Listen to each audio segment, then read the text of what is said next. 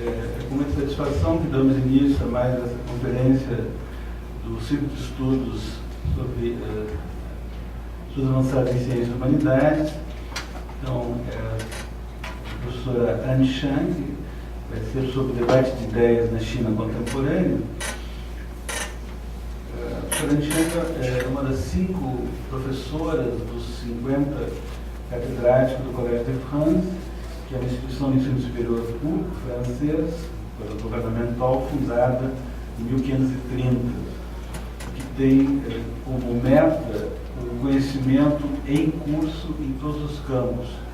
Então, eles têm uma série de cadeiras, metade das cadeiras são cadeiras mais disciplinares, e outra metade são cadeiras de temas que representam o avanço do conhecimento. Os catedráticos são eleitos pelo Colégio de Professores, mas eles são acompanhados por cerca de 600 pesquisadores, doutorandos e técnicos, né? Então, os campos incluem sempre a ideia de que é uma abordagem multidisciplinar, interdisciplinar e um conhecimento em curso. Então, a tarefa dos professores é, durante 12 horas no ano, apresentar o resultado das suas pesquisas. O professor Anne Chang, nascido em Paris chinês,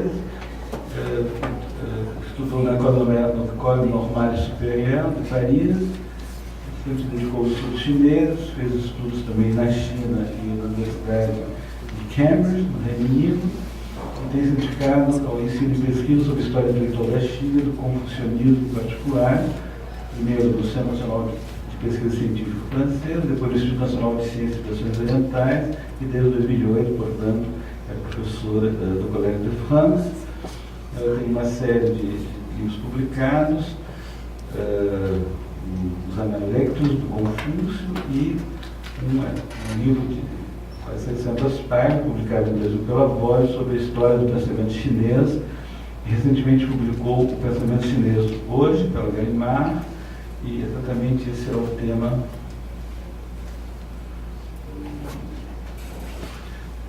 da sua palestra hoje.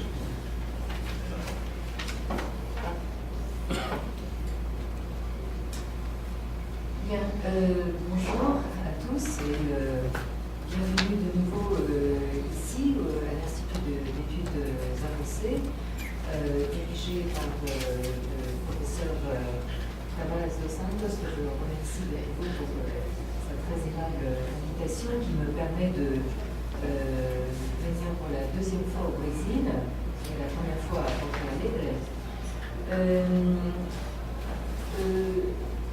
Quand on m'a demandé de parler des débats d'idées dans la Chine contemporaine, évidemment c'est un sujet très vaste étant donné qu'il y a beaucoup de débats en cours en ce moment parmi les intellectuels chinois.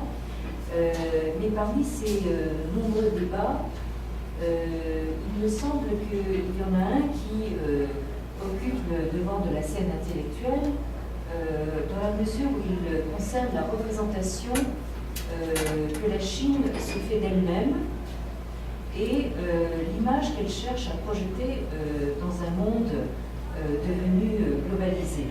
Donc là, il s'agit d'un débat avec un enjeu très important. Et ce débat donc tourne autour de la conception chinoise de l'universalité. Alors, vous allez voir que cette conception chinoise se différencie et même s'oppose actuellement très fortement à l'universalité proposée notamment par la théorie des droits de l'homme qui a cours en Europe et partout ailleurs dans le monde occidental. Alors, cette... Eu faço uma breve introdução além do que está na tela. A professora agradece essa oportunidade de ter vindo a segunda vez no Brasil, ao Unicamp e à URGS.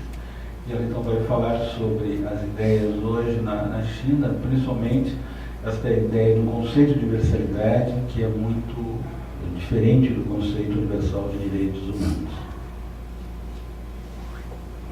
cette notion d'universalité, c'est bien connu, présente ce paradoxe qu'elle est tout sauf universelle. Quand on prétend proposer une conception de l'universalité, en fait, c'est une conception en elle-même particulière et partiale. Et donc parler de l'universalité à partir de la Chine revient d'entrée de jeu à en souligner le caractère problématique. Donc,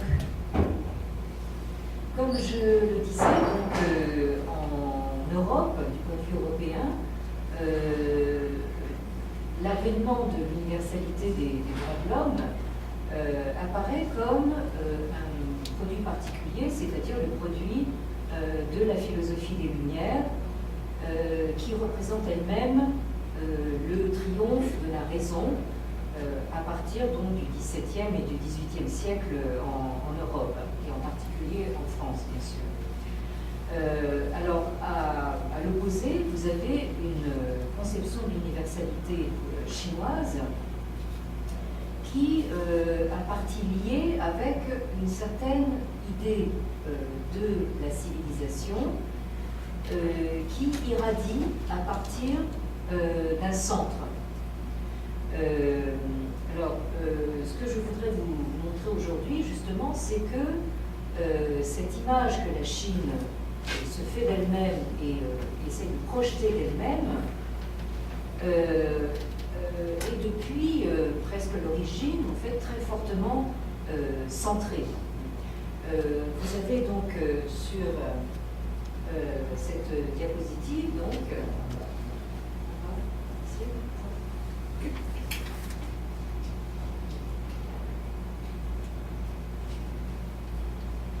oui, donc vous avez sur cette diapositive ce caractère zhong, qui veut dire donc le milieu, le centre. C'est un caractère qui en fait représente à l'origine une cible traversée en son centre par une flèche. Donc vous avez ici la notion de la centralité qui intervient donc dans la désignation habituelle de la Chine, c'est-à-dire donc Zhongguo, c'est-à-dire le pays du milieu, l'empire du milieu. Bom, então, essa universidade chinesa, como está na tela, se opõe à ideia das luzes, né, do século XVII e XVIII europeu, principalmente francês, e essa um pouco, esse paralelo que ela vai traçar a partir desse conceito do país do meio. Alors, pour ceux d'entre vous qui connaissent le chinois, évidemment, tout ça c'est quelque chose d'assez élémentaire.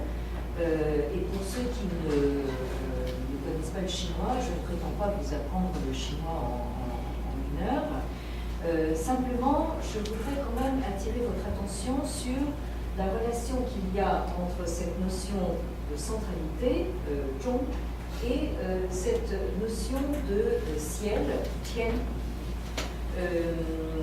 qui détermine une représentation cosmologique qui a prévalu donc dans la vision du monde chinoise depuis l'Antiquité. Então, essa ideia do país do meio, ela não quer aqui ensinar o chinês a nós, nesse momento não seria possível, mas, em todo caso, essa é uma oposição onde a ideia de um centro, ou de um filho do céu, como encarnação de um poder superior e que, de um modo, arquiteta todo o poder imperial desde o século III a.C. Donc, cette centralité que la Chine est censée représenter donc, est à replacer dans cette vision cosmologique avec donc la prééminence de ce ciel. Alors le ciel ici, Tian n'est pas comment dire, à confondre avec la représentation qu'on en a dans la culture européenne, et notamment dans la culture chrétienne, d'un ciel, disons, religieux, qui serait donc le domaine du divin, et qui serait donc transcendant par rapport à l'ordre humain. Ici, en fait, le ciel, c'est une entité cosmologique qui a son importance pour une civilisation paysanne, comme l'est la civilisation chinoise à l'origine, puisque les paysans observent donc le ciel et la marche du ciel, la marche des astres dans le ciel, la succession des saisons, par l'observation du ciel pour déterminer le rythme des travaux de la Terre. Et c'est ce qui explique que donc le souverain suprême et unique, c'est-à-dire celui qu'on a appelé ensuite l'empereur, est désigné comme le Tianzi, c'est-à-dire le fils du ciel. Donc là, vous voyez un petit peu comment la représentation cosmologique se traduit également en termes politiques. Aqui a grande diferença em relação ao céu aqui não tem nada a ver com uma visão católica ou cristã ocidental do mundo, mas uma entidade cosmológica que se baseia evidentemente numa civilização camponesa, onde o ritmo do trabalho na terra, do trabalho agrícola, faz com que as pessoas tenham que olhar os astros, que tenham que dar conta da sucessão das estações. Donc, cette conception à la fois cosmologique et politique, on pourrait dire cosmologico-politique, est une conception qui a perduré depuis l'Antiquité jusqu'à la modernité, c'est-à-dire jusqu'à l'aube du XXe siècle, c'est-à-dire plus précisément jusqu'à 1911, date à laquelle le régime impérial s'effondre pour laisser la place à la première république de l'histoire chinoise. Donc jusqu'à il y a un siècle, l'Empire chinois ne se considérait pas simplement comme le centre du monde, pas simplement comme Zhongguo, c'est-à-dire comme le pays du milieu, parce que ça c'est banal, de se considérer comme le centre du monde, tout le monde le fait, les Grecs l'ont fait, tout le monde se considère comme le centre du monde, mais l'Empire chinois se considérait tout simplement comme le monde, c'est-à-dire en termes chinois comme Tianxia. Tianxia, c'est-à-dire tout ce qu'il y a sous le ciel. Autrement dit, l'univers entier. La Chine, c'est la Chine monde. Então, a diferença aqui é que nós estamos diante de uma visão cosmológica e política.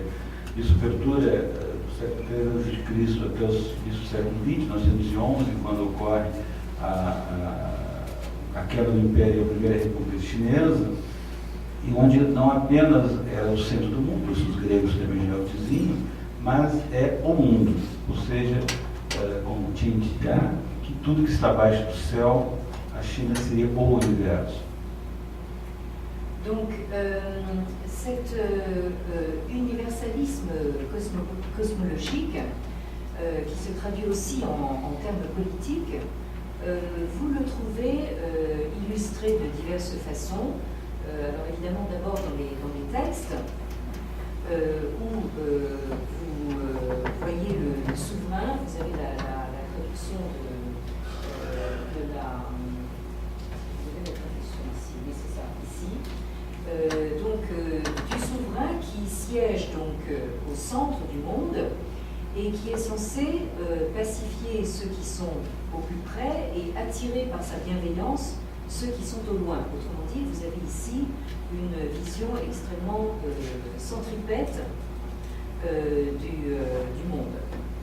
Ou seja, eu gostaria de traduzir a uma visão centrípeta do mundo, uma visão cosmológica e política, na qual o soberano é aquele, então, que pacifica os que estão mais próximos e atrai os que estão longe.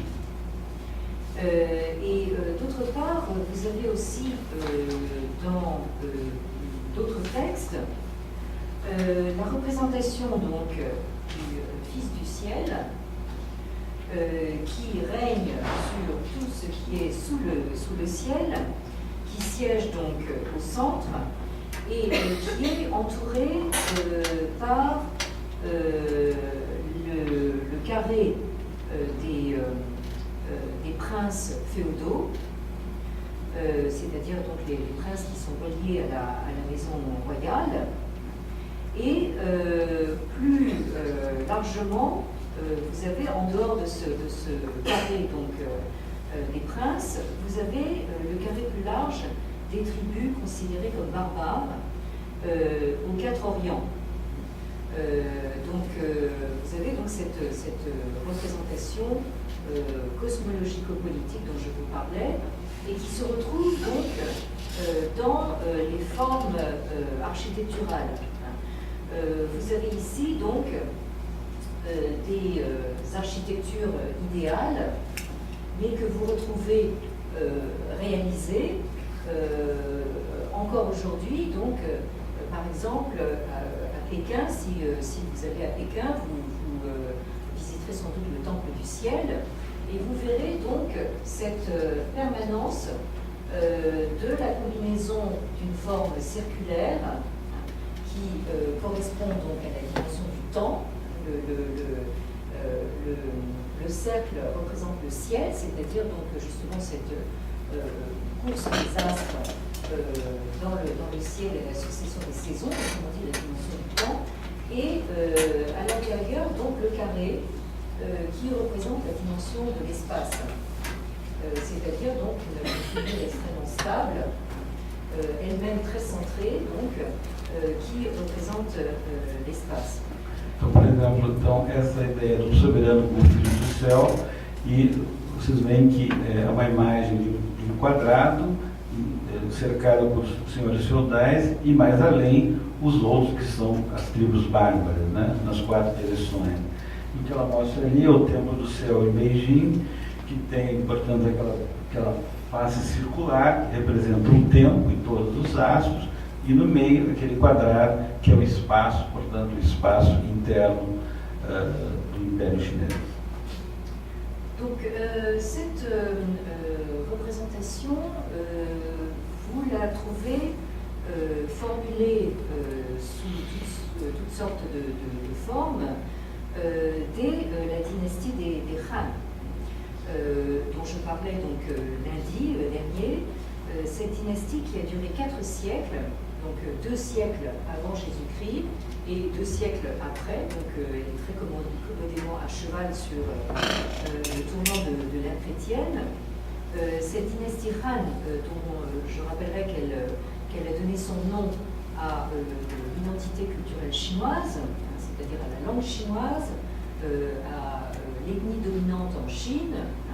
Donc cette dynastie Han a, on pourrait dire, inventé la propagande politique en proposant donc des slogans à la gloire justement de la dynastie elle-même. Alors sur des supports tout à fait inattendus, certains d'entre vous ont peut-être connu la belle époque de la révolution culturelle avec les passeports, les affiches de propagande. Mais ici, à la place d'une affiche, vous avez en fait une tuile, un embout de tuile. C'est-à-dire vous avez justement cette forme ronde qui rappelle donc la forme du ciel, encore une fois, qui se trouve donc au bord du toit et qui marque donc le bout de la succession des tuiles. Et vous avez donc dans cet embout de tuile un message qui est explicité ici en caractère moderne et qui vous dit que les Han donc, sont capables en 3 ans d'unifier, d'opérer la grande unité de tout ce qui est sous le ciel. Vous trouvez ici l'expression Tianxia. Então, por exemplo, mesmo na Revolução Cultural, em 1976 e 76, aparecem, na verdade, que os Han é que inventaram a propaganda política na China, e, por exemplo, ela dá um quadro de uma telha em cerâmica, na qual está a expressão o Han unifica tudo debaixo do céu. Il est assez intéressant de retrouver bien des siècles plus tard, donc au XVIIIe siècle, nous sommes sous la dynastie Manchu, les Qing. Je vais peut-être vous faire ce rappel historique que j'ai déjà proposé donc, lundi dernier. Donc, vous avez cette dynastie Manchu qui a été la dernière de l'ère impériale et qui a duré aussi très longtemps, qui a été fondée en 1644. Et je rappelle toujours que, du point de vue français, 1644, c'est le règne de Louis XIV en France et qui a duré jusqu'à 1911, comme je le disais tout à l'heure, qui s'est effondré en 1911 avec tout le régime impérial et qui a donné lieu donc en 1912 à la première république chinoise présidée par Sun Yat-sen. Donc, sous cette dynastie Manchu, vous retrouvez également donc ce schéma du cercle et du carré, illustré par des rangées de danseurs. Vous voyez, vous avez des petits personnages là, qui sont disposés donc, pour former un carré à l'intérieur d'un cercle. Donc, ce que j'essaye de montrer ici, c'est la pérennité donc, de ces représentations symboliques et cosmologico-politiques. Alors, ces danseurs, qu'est-ce qu'ils font? Ils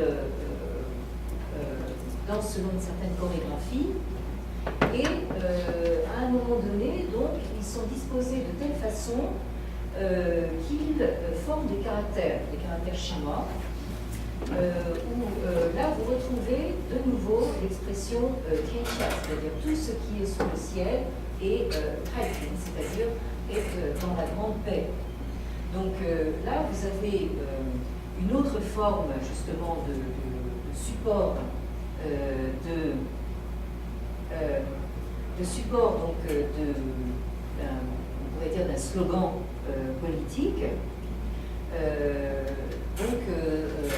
illustré par des danseurs. Então, por exemplo, ainda do século XVIII, a dinastia Qing, que é uma dinastia Manchu, que vigorou em 1644, lembra que era a época do Luís XIV na França, até 1911.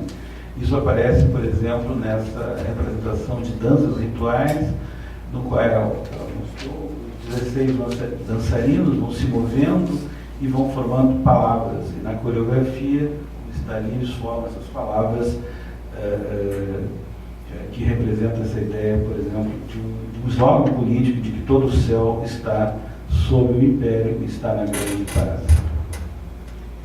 Donc la traduction géopolitique de cette puissance d'irradiation symbolique à partir d'un centre est ce qu'il est convenu d'appeler le monde sinisé, qui en fait recouvre toute l'Asie orientale, depuis la Corée jusqu'au Vietnam en passant par le Japon, qui couvre aussi la Mongolie et en très grande partie le Tibet. Donc vous avez là toutes ces cultures d'Asie orientale qui ont, à des degrés et à des moments historiques différents, subi l'influence chinoise. C'est pour ça qu'on parle d'un monde sinisé. Alors, ces cultures ont emprunté divers éléments de la culture chinoise. Alors, certains ont emprunté le système de culture, d'autres ont emprunté les structures gouvernementales, le modèle bureaucratique, les conceptions de la hiérarchie sociale, et d'autres aussi ont adopté certaines formes religieuses qui sont soit nées en Chine ou qui ont été assimilées par la Chine. Je pense en particulier au bouddhisme originaire de l'Inde, mais qui s'est trouvé presque totalement sinisé à partir donc des 7e, 8e siècles. Et à partir de là, donc à partir cette sinisation donc, du bouddhisme. Le bouddhisme a continué son chemin plus à l'est vers la Corée et le Japon.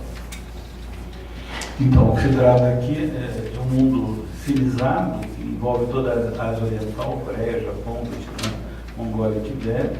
E essas culturas vão sofrer diferentes formas da influência chinesa, escrita, governo, burocracia, hierarquia, ou mesmo formas religiosas. Por exemplo, o budismo, que vem para a China pela Rota da Seda, a partir do século VII do século VIII, e que vai também ser sinicizado. Et inversement, chaque fois que l'espace chinois a subi des empiètements ou même des invasions, des périodes d'occupation de la part de ce que les Chinois considéraient comme des barbares, l'idée a prédominé.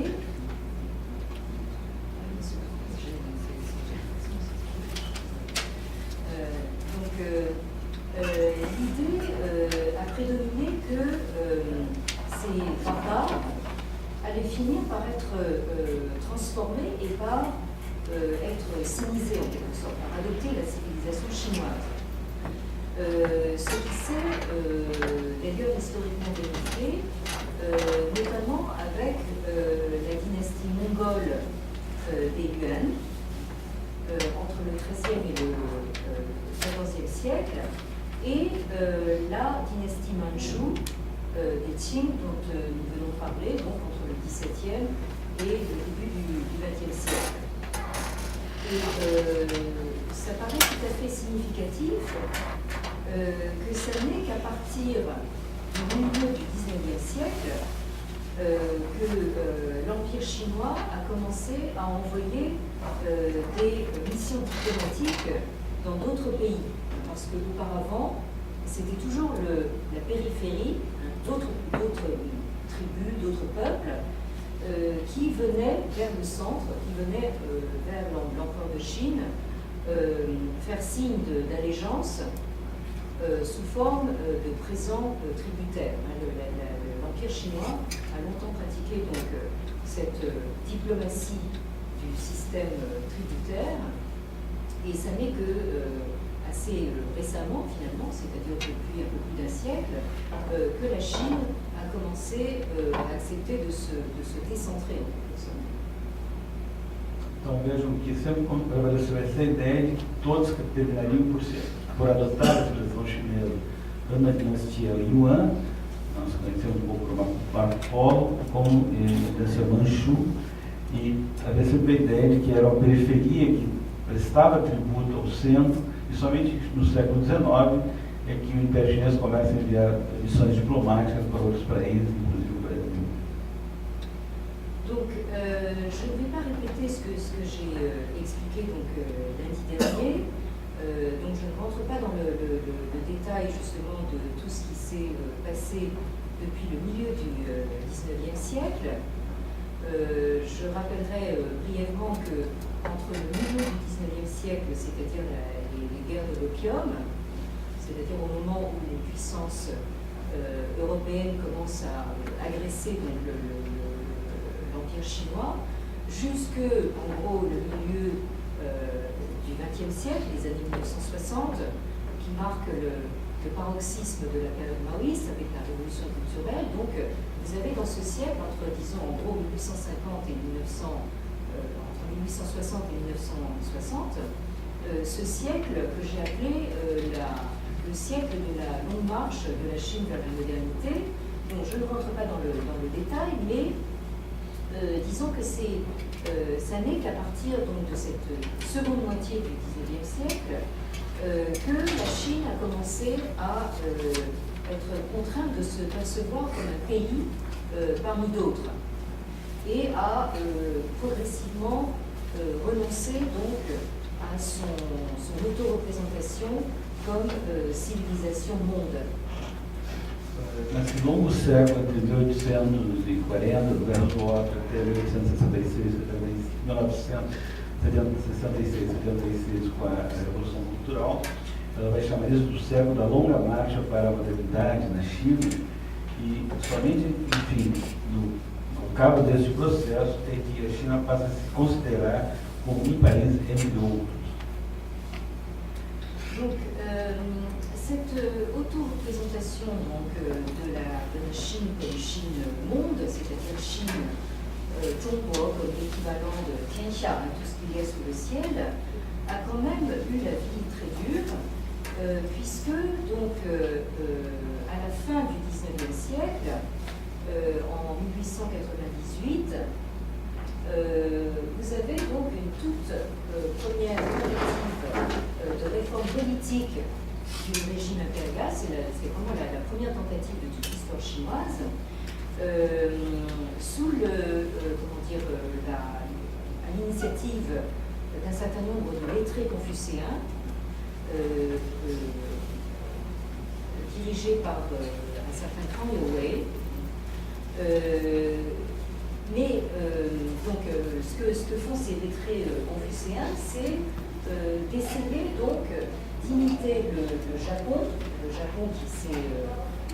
commencé à se moderniser en 1868, en essayant d'établir une monarchie constitutionnelle en Chine. Mais donc cette tentative échoue. Alors, ce qui est intéressant, c'est de voir que Kang Youwei continue donc à concevoir donc, sa réforme politique dans des termes confucéens classiques, puisque son œuvre la plus connue, c'est ce livre de la grande utilité, le Ta Tong, où il fait référence de nouveau donc à cette notion de grande paix, de Taiping, que vous avez vu tout à l'heure illustrée par les danseurs. Então, interessante somente no final do século XIX e depois do movimento de 1905, que houve vários letrados chineses, a partir de Kang Youwei, tendo propor uma monarquia constitucional modelada na restauração Meiji japonesa, mas mesmo assim ele se baseia em fontes confucionistas e na verdade essa tentativa de reforma termina no fracasso. Donc, on peut dire que en 1898, l'Empire chinois a raté une marche très importante, contrairement au Japon. Le Japon, donc de l'ère Meiji, à partir de 1868, a réussi donc à se constituer en tant qu'État-nation. Alors qu'en 1898, la Chine rate cette tentative. Et donc, si vous regardez ensuite l'histoire du XXe siècle en Chine, notamment la première moitié du XXe siècle, vous verrez que c'est une succession ininterrompue presque de révolutions et de guerres. La République apparaît à l'issue d'une première révolution. Ensuite, vous avez la révolution du mouvement du 4 mai 1919, sur lequel je ne reviens pas. Ensuite, en 1949, vous avez la révolution communiste. Et en même temps, à partir des années 1930, vous avez l'agression du Japon donc, sur la Chine. Et à partir donc, de 1945, entre 1945 et 1949, la guerre civile entre les communistes menés par Mao Zedong et le gouvernement nationaliste présidé par Chiang Kai-shek. Donc si vous prenez l'histoire de la première moitié du XXe siècle chinois, c'est une succession donc, d'événements traumatisants, révolution ou guerre, sans jamais qu'il y ait l'occasion donc d'une construction véritablement de l'État-nation. É importante mostrar que desde 1898, enquanto o Japão, com a sua restauração, tinha conseguido estabelecer um Estado-nação modernizado, toda essa primeira parte do século XX é uma sucessão de acontecimentos dramáticos. Né? Essa retomada então, do movimento de 4 de maio de 1919, abaixo contra o Confúcio, mas depois toda a invasão japonesa, entre 30 e 37, para culminar com o período de guerra civil entre comunistas, maoístas e nacionalistas, de 45 e 49, terminando então com a Revolução Comunista, liderada por Mao Tse-tung, em 1949. Donc, pour résumer quelque chose que j'ai développé donc lundi dernier, on peut dire que toute la première moitié du XXe siècle a été occupée par des efforts de modernisation donc, de la Chine, et cette modernisation, à partir donc du mouvement du 4 mai 1919, a été comprise comme équivalente à une occidentalisation. C'est-à-dire le mouvement du 4 mai 1919, c'est un mouvement moderniste qui conçoit donc l'accession de la Chine à la modernité uniquement en termes d'occidentalisation, et en particulier en termes de science d'une part et de démocratie d'autre part. Então, toda essa primeira metade do século XX, na realidade, é um movimento de modernização na China, aqui modernização sendo sinônimo de ocidentalização. E o significa propor uma sociedade baseada na ciência e na democracia, em contraste ao confucianismo.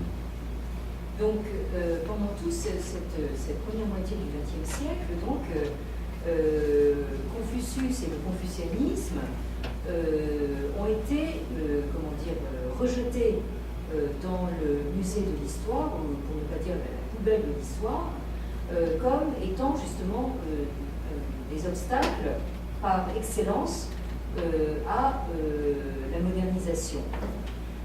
Donc ce rejet de l'héritage confucéen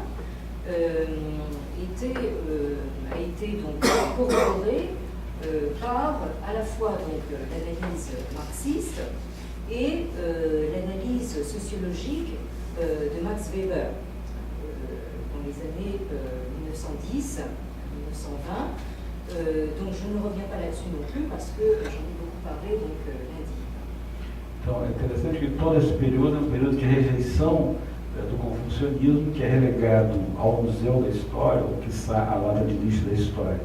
E aí, tanto, como ela falava segunda-feira, tanto os marxistas como sociólogos como Max Weber sempre colocaram o confucionismo como oposição à modernização capitalista.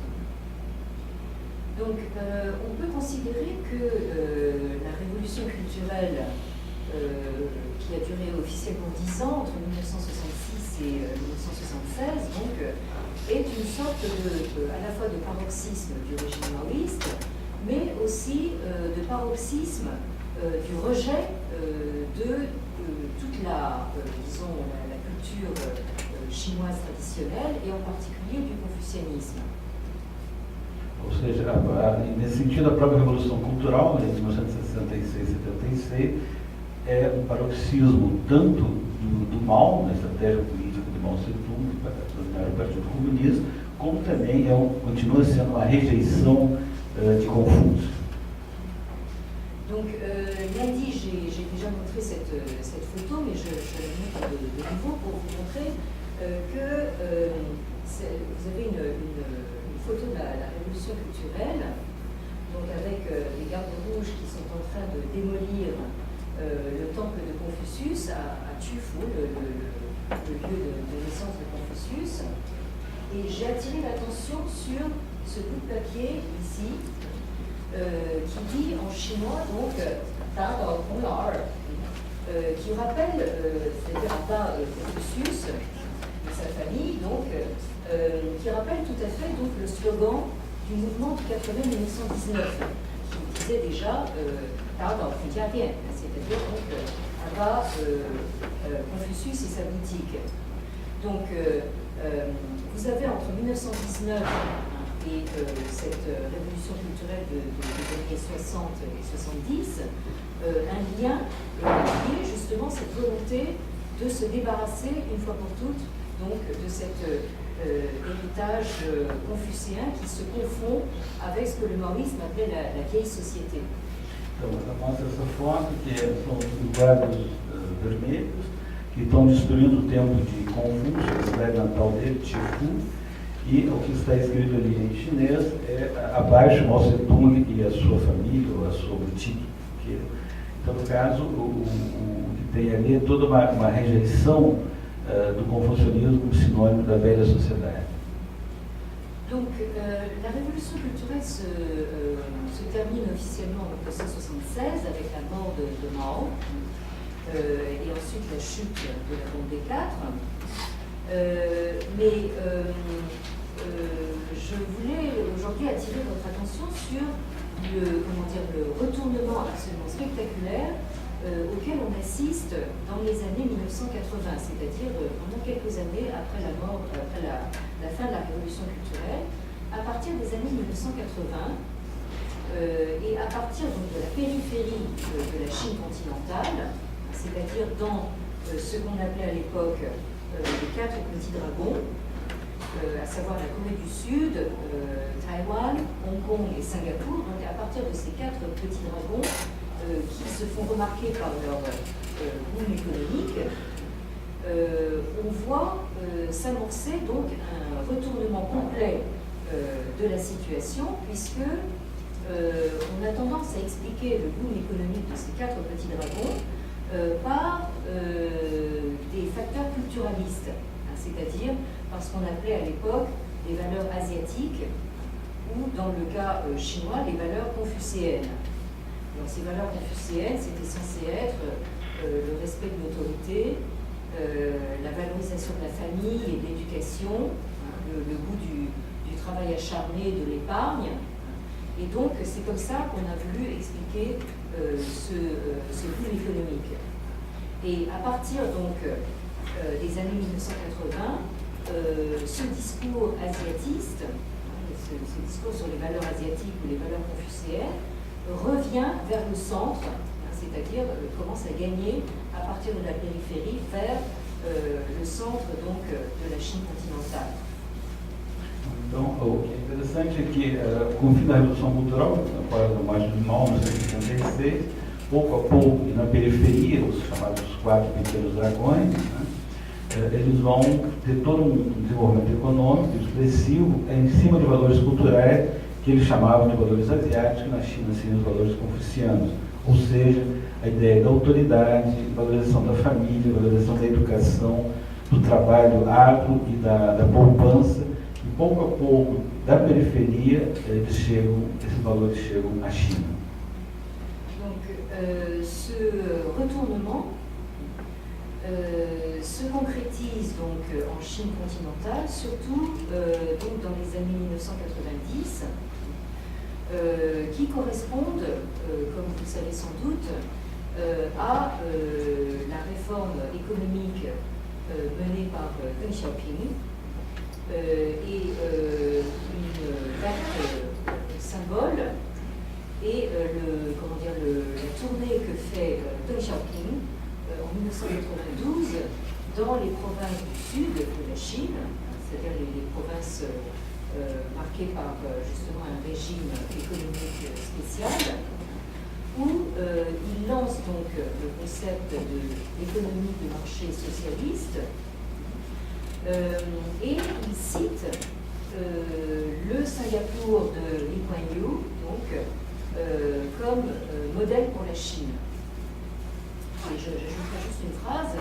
Vous savez peut-être que Lee Kuan Yew vient de mourir et on voit apparaître de nouveau dans la presse chinoise des articles appelant donc la Chine à imiter donc le modèle de Singapour. Alors ce qu'a fait Lee Kuan Yew à Singapour à partir des années 1980, ça a été donc d'établir un gouvernement extrêmement autoritaire, fondé sur une certaine version du confucianisme, le confucianisme autoritaire et paternaliste, pour garantir justement le boom économique de Singapour, qui a été en effet remarquable. D'où la volonté de la Chine actuellement de suivre ce modèle. Então, a partir de 1980, há toda uma série de reformas econômicas, né, lideradas por Deng Xiaoping, e uma famosa viagem dele às províncias do sul, principalmente aquelas províncias próximas a Taiwan, Cantão onde ele via zonas econômicas especiais, e em 92 ele vai fazer propor a economia socialista de mercado, evocando o exemplo de Singapura e do seu líder que vem de morrer, Lee Kuan Yew. Isso aparece hoje numa série de notícias da empresa chinesa, ressaltando esse exemplo de Singapura enquanto modelo autoritário, confucionista e paternalista, mas que garante um boom econômico. Alors, sur le plan intellectuel et culturel, ce discours asiatiste se traduit par l'idée d'une Chine culturelle, lancée en particulier par un certain Tu Weiming, qui est un universitaire sino-américain. Donc, il a été formé à Taïwan et ensuite il a fait carrière aux États-Unis. Il a été longtemps professeur à Harvard et maintenant il vit une retraite dorée donc à Pékin. Donc ce Tu Weiming a été donc un conseiller auprès de Lee Kuan Yew à Singapour et maintenant auprès donc des dirigeants de Pékin. Et il a lancé justement ce concept de Chine culturelle. Alors la Chine culturelle, selon lui, ce serait en fait une représentation là aussi fortement centrée et universaliste de la culture chinoise. Alors vous auriez un noyau central composé par la Chine continentale, Hong Kong compris, avec aussi Taïwan et Singapour. Ensuite, autour de ce cercle central, vous auriez un cercle élargi donc des communautés chinoises de la diaspora mondiale. Et enfin, le cercle extérieur, virtuel, de tous les individus dans le monde qui s'intéressent à la Chine et qui sont susceptibles de diffuser donc le nouvel évangile chinois, c'est-à-dire les intellectuels, les universitaires que nous sommes, mais aussi les journalistes, les hommes d'affaires, enfin toute cette nébuleuse enfin, des amis de la Chine qui sont censés donc au fond vendre l'universalisme chinois.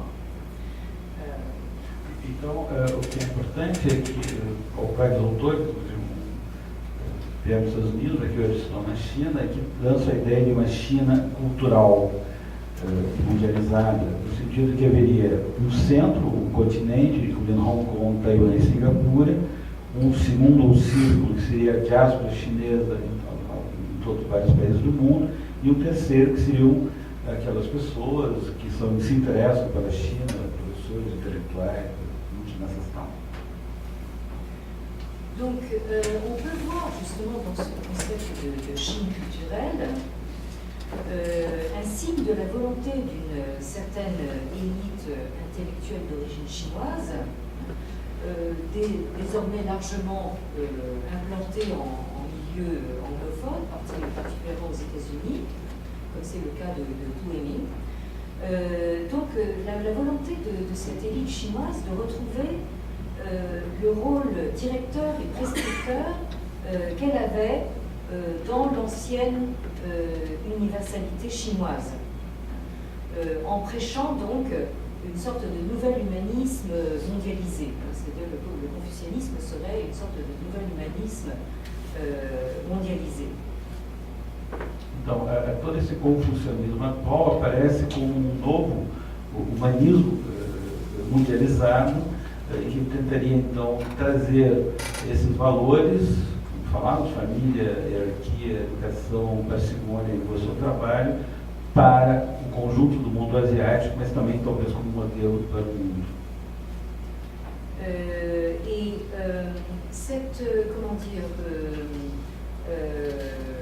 Cette nouvelle présentation du confucianisme comme un nouvel humanisme mondialisé vient évidemment se superposer a une autre vision qui est nettement plus musclée, plus agressive, qui est celle donc de l'idéologie actuellement prédominante en Chine, de la Grande Chine. Surtout avec justement la montée en puissance de la Chine. Donc ce nouvel humanisme mondialisé donne lieu chez certains intellectuels chinois à des spéculations sur un nouvel ordre mondial vu de Chine et qui s'exprime de nouveau donc en termes de Tianxia, c'est-à-dire donc ce qu'il y a sous le ciel. Vous avez ici donc la couverture d'un livre qui s'intitule le Tianxia Qixi, c'est-à-dire le système du Tianxia, le système du tout sous le ciel, rédigé par un certain Zhao Tingyang, et qui propose donc de repenser donc l'ordre mondial en termes justement empruntés à l'Antiquité chinoise, c'est-à-dire donc en termes de tout ce qui est sous le ciel. Et Zhao Tingyang va même jusqu'à proposer un tianxiaísme. Então, esse autor ele vai propor, de um modo, além desse humanismo mundializado, talvez de um modo mais agressivo, a ideia de uma grande China. Por exemplo, um livro que fez muito sucesso é um livro chamado O que é sobre o céu. Então, um sistema onde a China apareceria como uma grande superpotência mundial. Donc, ce qui est intéressant ici, ce que nous avons vu très rapidement, donc en voyant un peu comment les choses ont évolué depuis un siècle, c'est que, au fond, les dirigeants donc, chinois sont passés donc, sans transition pratiquement donc, d'une idéologie marxiste avec la recherche d'un socialisme sans l'Occident. Et de là, en fait, ils se sont retrouvés en convergence avec des idéologues anti-marxistes, c'est-à-dire ceux de Taïwan ou de Singapour, parce qu'on ne peut pas dire que Lee Kuan Yew était vraiment un marxiste. Et ces anti-marxistes, eux, cherchaient donc une modernité économique également sans l'Occident. Donc là, en fait, en Chine, nous sommes passés directement donc d'une vision impériale à une post-modernité ou une post-occidentalité en faisant au fond l'économie du passage par l'État-nation. Autrement dit, en fait, on a l'impression que la modernité a été en quelque sorte court-circuitée pour passer directement donc à ce qui est prétendument donc une post-modernité post-occidentale. O que é interessante aqui é que há uma passagem por parte do establishment chinês de uma postura marxista no sentido de propor uma sociedade moderna sem ocidentalização, mas que converge com pensadores antimarxistas, principalmente baseados em Taiwan e Singapura, na ideia de uma modernidade econômica também sem o Ocidente. Ou seja, há uma convergência no sentido de que hoje se estaria se confluindo para uma ideia de uma pós-modernidade sem o Ocidente, ou seja, passando diretamente a essa modernidade sem ou curto-circuitando a formação do Estado-nação, como ocorreu em outros países. Donc, ce processus de court-circuitage permet donc aux dirigeants actuels en Chine de faire d'une pierre au moins trois coups. Alors, le premier coup, c'est de se donner une légitimité politique et morale qui a été très sérieusement affectée après le massacre de Tiananmen de juin 1989. Donc, il s'agit maintenant de rassembler le corps social autour d'un nouveau projet de société, ce que le leadership actuel appelle le rêve chinois, et de le rassembler autour d'une nouvelle unité après donc ce qu'il faut bien reconnaître comme la faillite de l'utopie maoïste. Então, o que nós temos hoje, né, nessa ideia de curto-circuito histórico, se baseia em três noções. A primeira é a ideia de uma legitimidade política e moral que se ergue, principalmente depois do massacre dos estudantes na Praça Tiananmen em 1989, na ideia de um sonho chinês de uma nova unidade social. Donc le deuxième coup qu'on peut obtenir à partir de ce court-circuitage, c'est de flatter donc le sens de l'identité nationale chinoise, qui est renforcée actuellement par justement sa montée en puissance et l'idée qui est entretenue dans le monde entier que la Chine sera la prochaine superpuissance mondiale. Alors, ce qui est tout à fait intéressant, c'est d'entendre ces anciens gardes rouges donc, qui étaient occupés à démolir l'héritage culturel chinois, donc il y a une trentaine d'années, donc les mêmes 30 ans plus tard, maintenant qu'ils sont au pouvoir, et qui répètent à qui veut l'entendre que le peuple chinois est un grand peuple qui a 5000 ans d'histoire continue, de culture et de tradition splendide. Alors 5000 ans c'est largement exagéré déjà. Et pourquoi 5000 ans? Parce qu'en fait il s'agit pour la Chine d'essayer de montrer qu'elle est aussi ancienne que les civilisations mésopotamiennes, mais encore une fois c'est largement exagéré. Donc ce slogan de 5000 ans d'histoire de civilisation continue, c'est précisément la formule préférée donc, des instituts Confucius, qui sont chargés justement de vendre cette antiquité de la tradition chinoise par justement les mêmes qui la démolissaient il y a une génération. Et je finis sur ce contraste des deux images. Donc, dans les années 1970, vous avez ces gens qui démolissent matériellement et physiquement donc, tout l'héritage culturel. Et donc une génération plus tard, les mêmes qui érigent donc, des statues de Confucius partout. Ici, vous avez cette statue de Confucius à l'entrée du campus de l'université du peuple, de l'Indache, à Pékin. A segunda noção, difundida, é a ideia de uma identidade nacional.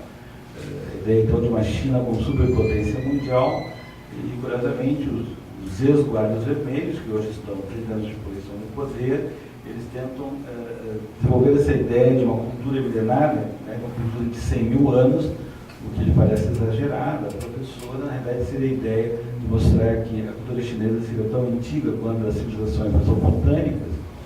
E aí, por exemplo, o papel dos Confúcio de disseminar essa ideia de uma cultura milenária. E a foto que ela mostra, em contraste à anterior, é uma estátua de Confúcio, que está em várias universidades chinesas, no caso aí, na entrada do campus da Universidade do Povo de Beijing.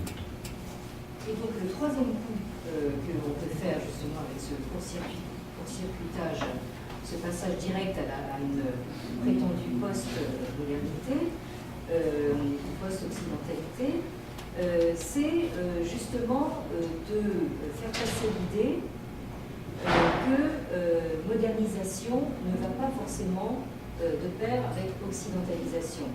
Si il y a toute une construction idéologique qui tend à montrer que la Chine est capable de proposer donc des caractéristiques chinoises dans tout ce qu'elle fait, c'est-à-dire elle propose un socialisme avec des caractéristiques chinoises, une économie de marché avec des caractéristiques chinoises, et donc prétend proposer donc un modèle de modernisation qui serait donc proprement chinois en s'appuyant donc sur cette culture plurimillénaire qui devient donc un argument de plus dans la montée en puissance de la Chine, sous forme de soft power. Encore une fois, donc incarné par notamment les instituts Confucius que vous accueillez aussi grand nombre dans votre beau pays. Então, o terceiro elemento seria essa ideia de uma pós-ocidentalização, onde o governo chinês tenta mostrar que há uma diferença entre modernização e ocidentalização, na linha de que há características chinesas, seja no socialismo, seja na economia de mercado chinesa, no socialismo à chinesa, ou mesmo desse argumento de uma cultura milenar, tão disseminada pelos institutos Confúcios, que o nosso belo país há tantos acolhe. Et donc, pour conclure et revenir à notre point de départ, donc, tout ce processus donc, de court-circuitage tend au fond à proposer quelque chose qui aille contre ce que propose l'Europe depuis les Lumières, à savoir donc ce discours sur les droits de l'homme, sur l'universalité des droits de l'homme. C'est une façon pour la Chine de contester donc, cette universalité-là et remettre au fond sur le devant de la scène donc, cette vision chinoise du tout sous le ciel. Então, para finalizar, a ideia geral é de que aí se opõe ao modelo ocidental, ao modelo das luzes, ao modelo dos direitos humanos, uma outra proposta, no sentido de que a China então seria uma opção para todos e sob todos os céus. Merci pour votre attention et donc, là je pense qu'il y a matière à discussion.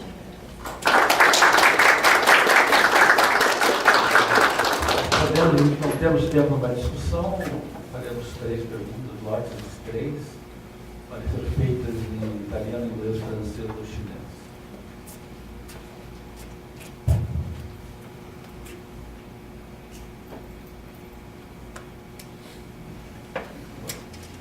Podia se identificar para a gente da estação de gravar. Estaremos na TV Urbis, mais uma vez. Boa tarde. Meu nome é Carlos Eduardo Guimarães Paixão e é muito interessante ouvir alguma coisa que faça referência a uma cultura tão distante e pela modernidade também tão próxima de nós. Mas, sem dúvida nenhuma, uma cultura muito antiga, como o Egito ou como outras culturas antigas que existem nesse planeta. O que eu posso compreender, não sei se é acertadamente, que a cultura moderna chinesa ela se faz mais por um socialismo plural do que por o que seria anteriormente um comunismo. E também fazendo vista à identidade cultural da China, por exemplo, Confúcio, que já traz uma ideia que há algum tempo foi combatida na China, que era ligada à religiosidade de Buda. Então, isso se mostra uma China mais socialista, mais moderna e mais aberta para ser um país na comunidade e na civilização moderna. Seria correto?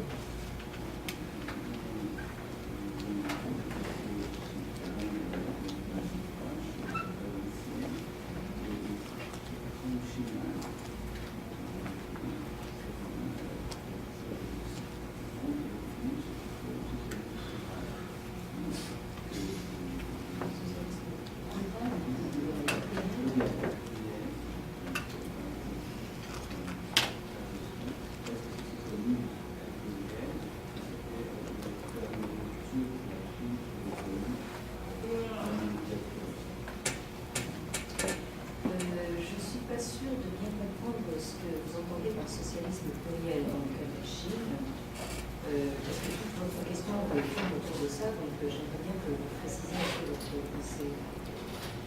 Ela não entende o que seria o seu sentido de socialismo plural para ele no esclarecimento. Uma comunidade aberta a todas as ideologias e não só a uma ideologia materialista ligada ao comunista. Oui, écoutez, je ne sais pas en fait quelle perception on a du régime chinois ici, mais le mot nucléaire n'est pas le premier qui me vient à l'esprit. Il me semble que nous avons le cas actuellement d'un État parti, d'un parti unique, qui défend farouchement donc, justement ce dogme du parti unique. Alors maintenant, l'ouverture, je ne sais pas, enfin, c'est pour ça que je réagis à cette formule de socialisme pluriel. Hein. Je ne vois vraiment pas où il est.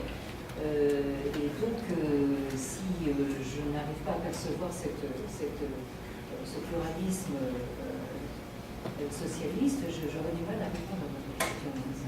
A professora discorda da ideia do socialismo plural. Ela acha que hoje na China você tem uma sociedade de um Estado de partido único, onde é um órgãos de partido único, então ela tem dificuldade em considerar que isso seja um pluralismo. Parce que, encore une fois, parce que je peux quand même expliciter un petit peu, c'est-à-dire, j'ai commencé par dire qu'actuellement, en Chine, il y a en fait de nombreux débats en cours. Contrairement à ce que certains médias occidentaux pensent, la Chine n'est plus verrouillée comme elle l'était il y a quelques dizaines d'années.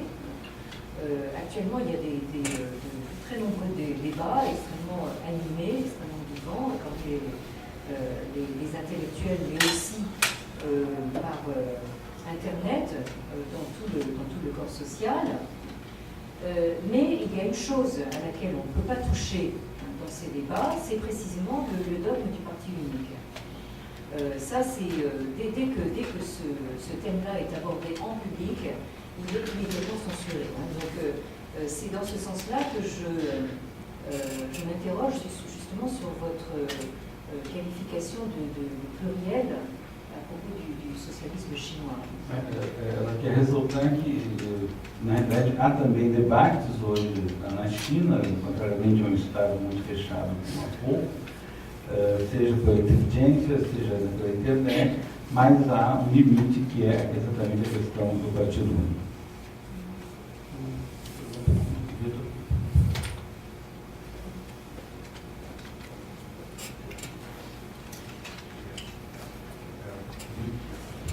Vitor, do professor de doutorado em Sociologia, interessado na pesquisa sociológica sobre o Chile. Pediria para a professora, então, se pudesse comentar um pouquinho mais a respeito do caráter do movimento do 4 de maio de 1989, a respeito da historicidade da crítica que se fazia literária a forma do romance como uma expressão literária digna, portanto, de reconhecimento em detrimento, então, da escrita historiográfica.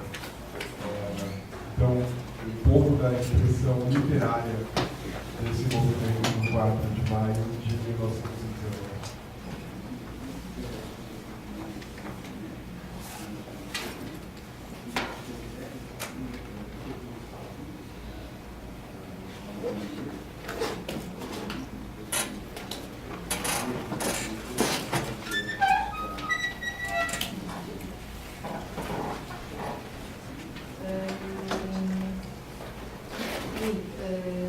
Merci de cette question très intéressante. Ce mouvement du 4 mai actuellement fait l'objet justement de nombreux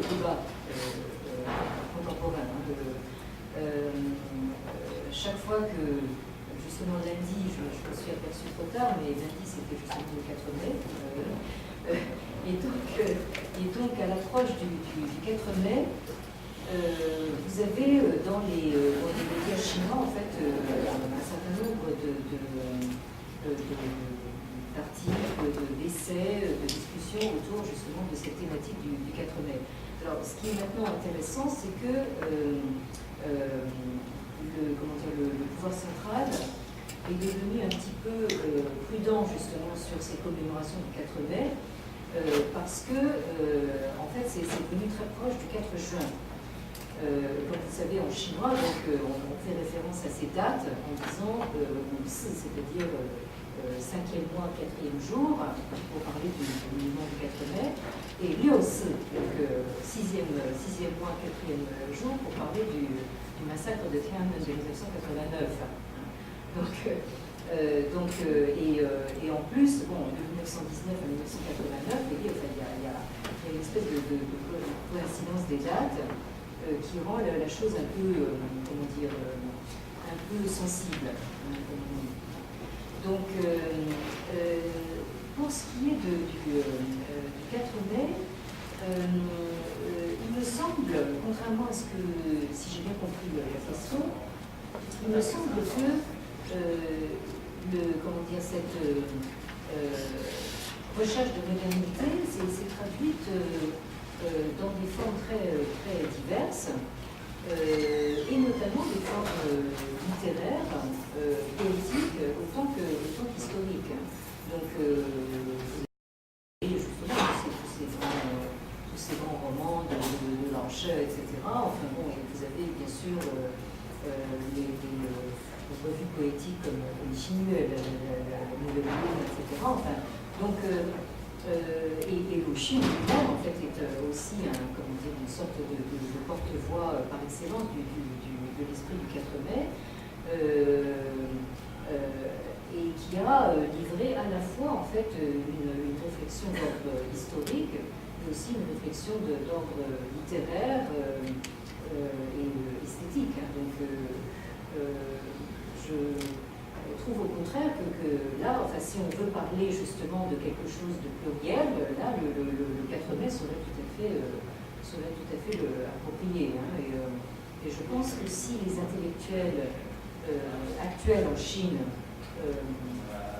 se plaisent autant à revenir justement sur ce 4 mai, c'est qu'ils voient que là, il y a eu quelque chose, l'émergence de quelque chose, qui a ensuite été, recouvert par justement tous ces événements dramatiques, traumatisants, l'invasion japonaise, les révolutions de toutes sortes, etc. Donc cet esprit du 4 mai a été un petit peu étouffé, et j'ai l'impression qu'actuellement en Chine, on aimerait bien que ça revienne. Simplement, encore une fois, il y a cette proximité maintenant du 4 juin, parce que là, justement, il ne faut surtout pas en parler. Le 4 juin, officiellement, le massacre de Tiananmen n'a pas eu lieu, mais on ne peut pas s'empêcher de penser en pensant à Lucie, on pense à lui aussi. Donc là, en fait, ça provoque une certaine méfiance de la part du pouvoir central qui commence à devenir très très crispé à l'approche de ces dates. Bom, o que é interessante, então, ela se lembrou somente depois que, na verdade, segunda-feira, a sua primeira conferência era 4 de maio, né? Mas há digamos hoje, uma conjunção entre a lembrança de 4 de maio, do movimento de 1919, com o 4 de junho, que foi, então, o massacre da Praça de Tiananmen, e por isso causa um certo desconforto com os atuais dirigentes chineses. Em todo caso, há uma revivência do interesse por este movimento, também por parte de intelectuais, que lá viram a emergência de uma novidade na sociedade chinesa, seja em termos de grandes romancistas, ou poetas, ou revistas literárias, como também em termos historiográficos. De qualquer maneira, essa confluência de 4 de maio e 4 de junho provoca um desconforto no governo chinês atualmente. Mais alguma questão? Por favor.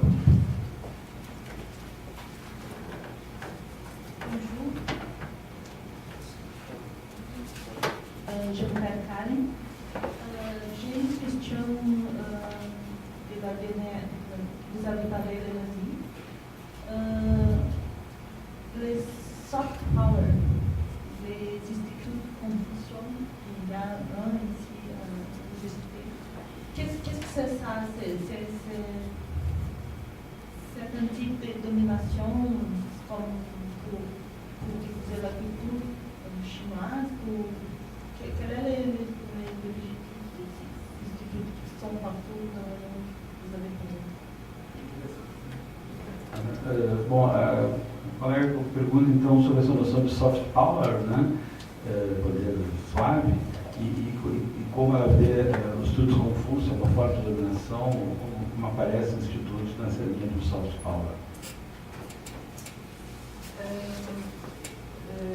Pour commencer, je vous conseillerais de lire ça a d'abord été un article et qui est devenu un livre de l'intellectuel américain Marshall Sahlins, dont vous avez peut-être entendu parler par ailleurs, qui a analysé assez en profondeur justement le phénomène des instituts Confucius.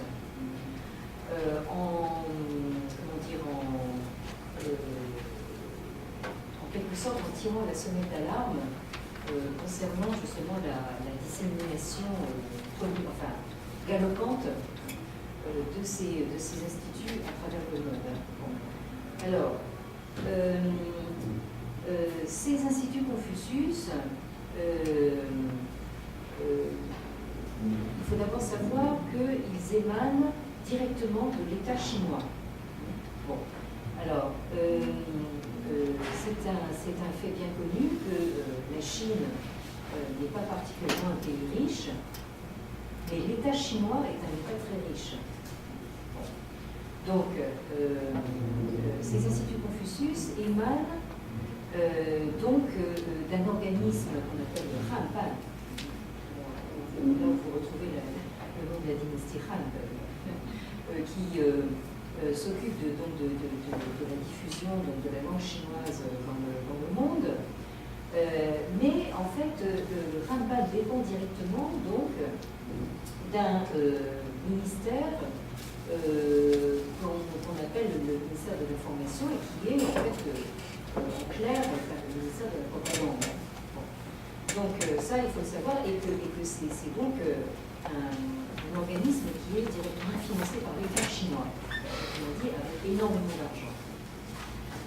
Alors, donc, maintenant, le discours officiel des instituts Confucius, c'est de dire, en fait, nous sommes sur le modèle des alliances françaises, ou du British Council, ou des instituts Goethe, tout ça, enfin, de l'Institut Danke, tout ça. Enfin. Donc, rien de très, tout est très, comment dire, soft. Nous sommes là pour enseigner la langue et donner des éléments concernant la culture chinoise. Hein. Bon. Alors, le problème, c'est que j'ai justement eu l'occasion de visiter pas mal de ces instituts Confucius, notamment en Amérique du Sud. J'en ai vu en Argentine, j'en ai vu ici au Brésil, puisque en fait, ils s'implantent en particulier dans des pays où il n'y a pas de tradition universitaire critique d'études chinoises. Donc, dans ces pays-là, ils se substituent tout simplement au département d'études chinoises que vous trouvez dans certains pays européens qui ont une tradition sinologique, une tradition d'études chinoises. Mais également dans les pays où il y a une tradition sinologique, particulièrement en France. La France, on peut dire, a inventé la sinologie au XIXe siècle. Vous avez également un très grand nombre d'instituts Confucius qui s'installent. Et ce qui est inquiétant, c'est qu'ils s'installent dans les universités. Ce qui n'est pas le cas des alliances françaises ou des instituts Goethe, d'accord? Bon, alors là, c'est déjà, il y a un point auquel il faut faire attention. Hein, bon. Et alors, ce qui est en train de se passer, notamment en France, c'est que vous avez une tendance au mélange des genres. vous avez 2 instituts Confucius rien qu'à Paris. Vous en avez une quinzaine en France déjà. Et à Paris, donc, vous en avez déjà 2. Et on a vu donc le directeur de l'Institut Confucius être en même temps le directeur du département d'études chinoises de l'université. Vous comprenez, hein? Bon. Et là, vous avez un mélange des genres qui est très dangereux parce que l'Institut Confucius arrive avec énormément d'argent. Bon. Et la France est un pays qui s'appauvrit. Enfin, qui s'appauvrit officiellement. En tout cas, il n'y a plus d'argent pour l'université. C'est ce qu'on entend dire, même dans notre gouvernement socialiste. Hein. Donc, alors, du coup, la tentation est très grande d'accepter l'argent des instituts Confucius pour animer donc, le département d'études chinoises. Donc, c'est ça que j'appelle ce mélange des genres extrêmement dangereux. Parce que les instituts Confucius, qu'est-ce qu'ils proposent? Ils proposent des cours de langue, mais ils proposent aussi donc, des cours sur la culture chinoise. Alors, ce sont des cours extrêmement consensuels. Alors, vous avez des cours sur la calligraphie, la peinture, toute cette jolie Chine qui se voit très bien. Hein, bon, la cuisine, tout ça. Enfin bon, tout ça c'est très très consensuel. Et à aucun moment vous n'avez de discours critique. Non seulement vous n'avez aucun discours critique, mais j'ai un exemple tout à fait récent de la forme que peut prendre le soft power compris à la chinoise. L'été dernier, donc il y a quelques mois, l'Association européenne d'études chinoises a tenu son congrès donc, au Portugal, justement. À Coimbra, donc au Portugal. Hein, donc, vous avez une association européenne qui, tous les 2 ans, organise donc un congrès européen où tous les Européens, les sinologues européens se réunissent. Alors, ce congrès a eu, à mon avis, la mauvaise idée de demander du financement à l'Institut Confucius. Et alors, il s'est passé quelque chose de tout à fait extraordinaire, c'est que donc, vous avez donc les congressistes qui sont arrivés donc, au Portugal un peu à l'avance, qui ont eu un programme du congrès, et vous en avez d'autres qui sont arrivés donc, le jour même de l'inauguration du congrès, et qui se sont aperçus que le programme avait été mutilé. C'est-à-dire qu'en fait, il y avait certaines pages qui avaient été arrachées du programme. Bon. Et on a appris donc que c'était la directrice des instituts Confucius, directrice générale basée à Pékin, qui avait fait arracher donc certaines pages du programme qui ne lui plaisaient pas. Donc, à cause du contenu, il y avait certaines présentations sur le Tibet, je ne sais quoi. Enfin, bon. Et donc, elle a tout simplement fait arracher. Donc, alors, vous voyez un peu l'effet que ça faisait. Alors, donc, vous avez des congressistes qui avaient le programme complet. Et ceux qui sont arrivés plus tard, qui avaient un programme mutilé, où on voyait qu'il y avait des pages qui avaient été arrachées. Alors là, ça a provoqué en fait un scandale sur le web, où des gens qui n'avaient rien à voir avec la sinologie ont dit ah bah si c'est ça le soft power à la chinoise. Les Chinois ont encore beaucoup de choses à apprendre justement sur le maniement du soft power, parce que là c'est vraiment des méthodes brutales façon Staline, hein, je veux dire, bon, qui sont encore dans la culture des dirigeants actuels. Hein, bon. Donc vous voyez un petit peu ce qu'est la réalité donc, de ces instituts Confucius. Alors les collègues français hein, avec qui on discute très fermement, prétendent que pour l'instant les instituts Confucius n'exercent pas de censure, etc. Enfin, que tout leur va très bien, etc. Mais je ne pense pas que à terme justement qu'ils acceptent de financer des choses qui ne vont pas dans la ligne idéologique du parti communiste actuel. Hein, je veux dire, on en a eu la preuve justement avec ce cet incident, on l'a appelé l'incident de Coimbra, justement. Bom, então, sobre a questão do soft power, né, ela recomenda, em primeiro lugar, um livro do antropólogo Marshall Challis, que estudou muito estudos confusos, e é preciso notar que os estudos são financiados diretamente pelo Estado chinês, né, uma organização chamada Hanpan, que é diretamente ligado ao Ministério de Informação e Propaganda e que tem muitos recursos, enormemente de recursos. Embora eles se pretendam ser algo como a Aliança Francesa, o Instituto Goethe, Dante, etc., que é o soft power, há algumas particularidades que ela quer mencionar. Em primeiro lugar, sabemos que há em várias universidades nos Estados Unidos e na Europa, onde há departamentos de estudos chineses, mas muitas vezes, no caso da América Latina, que ela conhece, Argentina e Brasil, não há esse departamento de estudos chineses. Lembrem que a sinologia é praticamente uma invenção francesa do século XIX. Né? Então, e por outro lado, esses estudos confusos, diferentemente das outras institutos de línguas, se implantam dentro das universidades. Isso, o que ela, por exemplo, no caso da França, há 15 institutos confusos, sendo 2 em Paris, e no caso de Paris, o diretor do Instituto Confúcio é também o diretor do Departamento de Estudos Chineses. É essa mistura que ela critica, essa mistura de gêneros, né? Principalmente no caso da França, onde há um empobrecimento da sociedade, principalmente em relação às universidades, e evidentemente que há uma atração pelo dinheiro do Instituto Confúcio.